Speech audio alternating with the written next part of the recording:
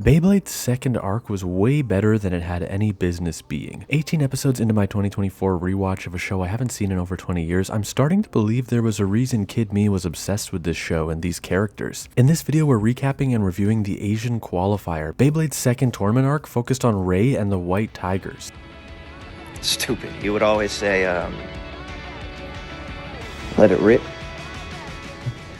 First off, thank you for the support on the first video. It was a genuine shock to see how many people enjoyed that and how many people out there have a soft spot for this original show. I'd like to keep watching this and review every arc, so if that sounds good to you, definitely hit subscribe to give me some kind of indication that people want me to finish the series. If this video gets the same kind of love that the last one did, I'm absolutely reviewing the whole thing. Comment and let me know what your favorite arc was, but no spoilers. One more thing, I'm recording this bit last. While I was editing, I realized I called Kenny Izzy the whole time, like from Digimon. Trust me, I'm annoyed too, but in my defense, Chief/Kenny from Beyblade and Izzy from Digimon kind of play the same role in their respective teams, have the same hair, carry around laptops, and Chief's Bit Beast is named Dizzy, which sounds an awful lot like Izzy. I've been talking about Digimon on YouTube for 3 years, so I hope you'll forgive me for having Digimon on the brain. Alright, with that out of the way, it's time to review this shockingly well-written tournament arc with Ray at the forefront of the story this time. Episode 8, we start with a jarring solo Kai scene. A mysterious man tells Kai, "We've been through this a million times. Yes, you must continue Beyblading." The wording here implies that Kai has at least expressed the idea of not wanting to Beyblade, which is news to us. Turns out this man is Kai's grandfather and he wants Bit Beasts. It's the beginning of a brand new arc and they've planted the seeds in our brains that Kai could be some kind of traitor. We fly from Japan to Hong Kong. Over dinner, Mr. Dickinson breaks down the rules of the Asian Qualifiers. The important thing is that the teams of 4 can only choose 3 fighters per match. Kai takes huge issue with this. Mr. Dickinson reminds him there's no I in team, and Kai replies with his best line yet, quote, "Yeah, well, sorry, there's no Kai in team either." Moments later, he calls the guys Joker babies, cementing him as the funniest character in this show. Kai storms out into the streets of Hong Kong alone, so the team goes searching for him. In a back alley, they're cornered by a local, Brucey, who employs a nunchuck Beyblade shooter. Tyson takes on Brucey, and they refer to what's happening here as back alley Beyblading, as opposed to certified tournament sanctioned Beyblading. A second shooter comes through and knocks Dragoon out of the pan, almost slicing Ray's face before Kai shows up to protect Ray. The second shooter reveals himself and Ray is suddenly stunned. He knows this green-haired kid. The Blade Breakers ask Ray who this guy is, if they know each other, and Kevin says, "Me and Ray here, we're tight, very tight." For a kid show, episode 8 began and ended with 2 shockingly strong mystery setups. It's no wonder Kid Me was obsessed with this series. Episode 9 continues with Kevin calling Ray Raymond. Maybe he's joking, but I choose to believe the English dub version of Ray has the full legal name Raymond Kahn. 3 more characters on Kevin's team, Gary, Lee, and the best girl in all of Beyblade, Mariah, enter the alley. They call Ray a traitor, which is news to the Blade Breakers and to the viewer. Kai, standing up for his teammate, challenges the White Tigers leader, Lee, who refuses to battle him, citing some kind of code he follows. But Mariah says, "What about me?" and gets into the Beyblade shooting stance. She asks if Kai's scared because she's a girl. She then slices the Bay Stadium into bits. Everyone is stunned, and Kai says,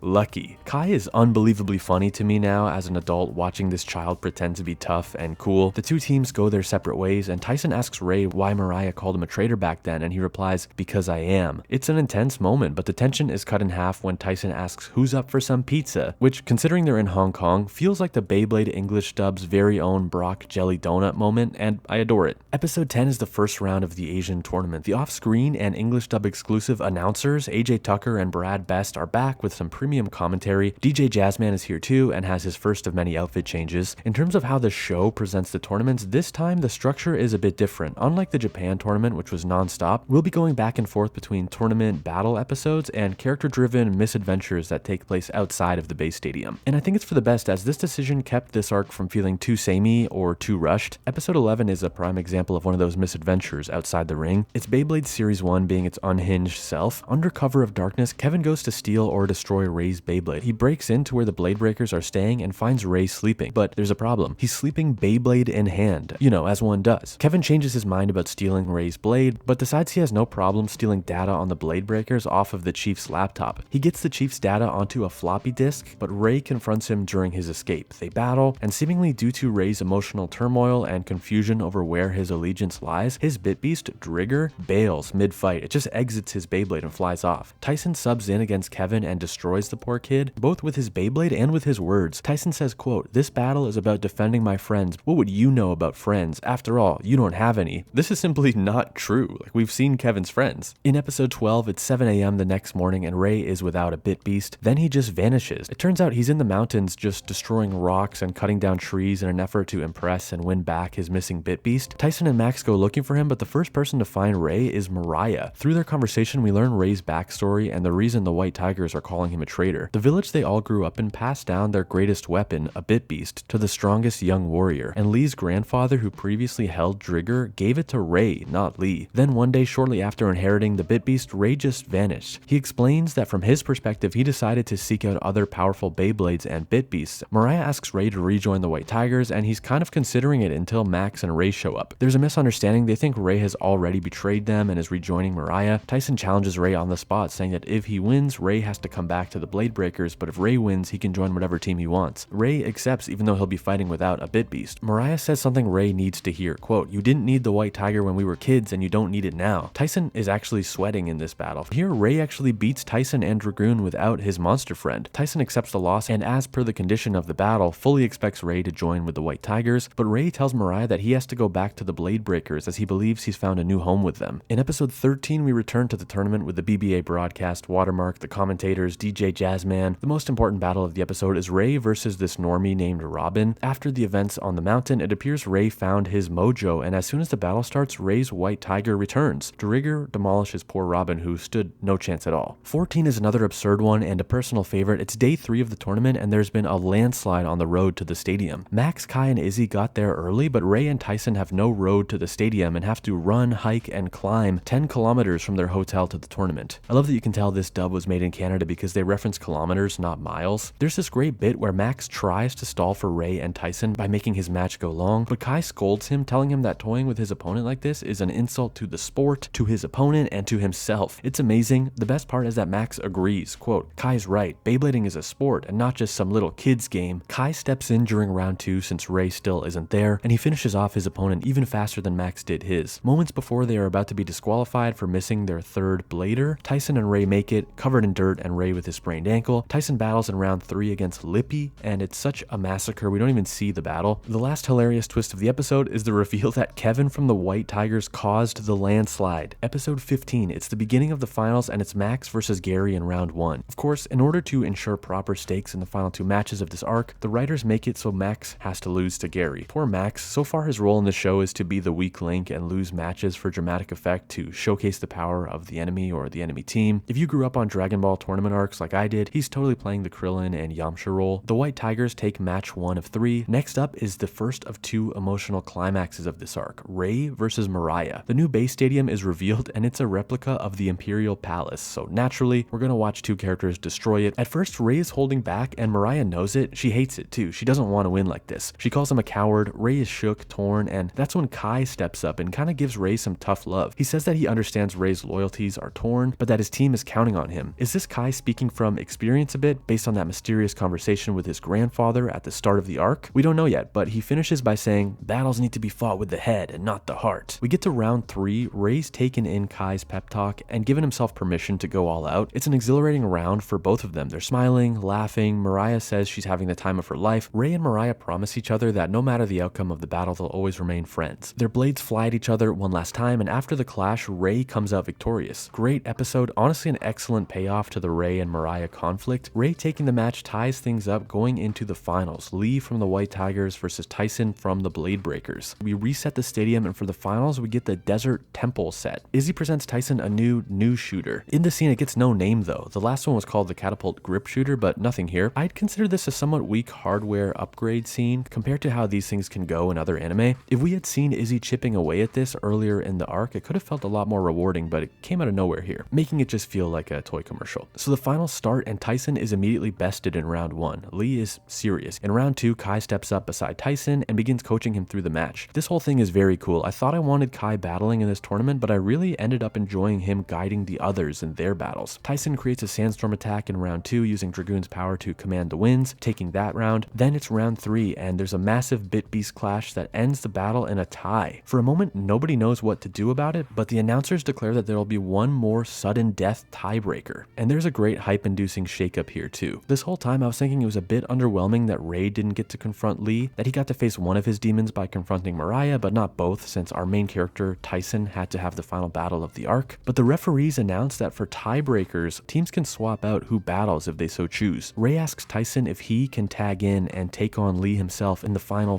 round of the final match. This rules. This is peak sports anime and peak tournament arc in terms of hype and characters resolving their issues with one another through battle. Ray has to prove to Lee and to himself that he's not the same Beyblader he was when he left the White Tigers. The tiebreaker begins and Lee starts integrating moves from Gary's Bit Beast, Mariah's Scratch Attack, Kevin's Crazy Monkey Attack. So in a sense, Ray is now having to overcome all of the White Tigers in a single battle. I don't know how they managed to write such a compelling climax to this arc. Again, this is a kid's show from the 2000s. I wasn't expecting anything like this. Ray declares that he's not sorry he left. Ray says, quote, "I didn't forget the lessons I learned back home. I just learned how to improve on them." Lee is insulted. The only way Ray can prove what he said is true is by besting his old friend. He starts applying variations on traditional White Tiger moves, and as his Bit Beast charges up for a final assault, Ray says something raw and profound. "If your mind wasn't so closed, you would understand you can always learn new things." This is a genuinely great lesson for child audiences, and as a 20-something-year-old revisiting this show, I was floored to find something of such substance in this goofy little show I remember from childhood. It's also paired with a very sick animation cut that I'm totally making the opening shot of this video. Ray ends up winning and everyone from the Blade Breakers to the other White Tigers cheer for him. Lee breaks his silence and tells Ray that he now sees the upside of Ray leaving, because he sees Ray still respects their ways, and he trusts that one day Ray will bring the skills he's learned in the outside world back to their village. He says, quote, "You're good, Ray. Very good. The pursuit of knowledge is a quest worth continuing."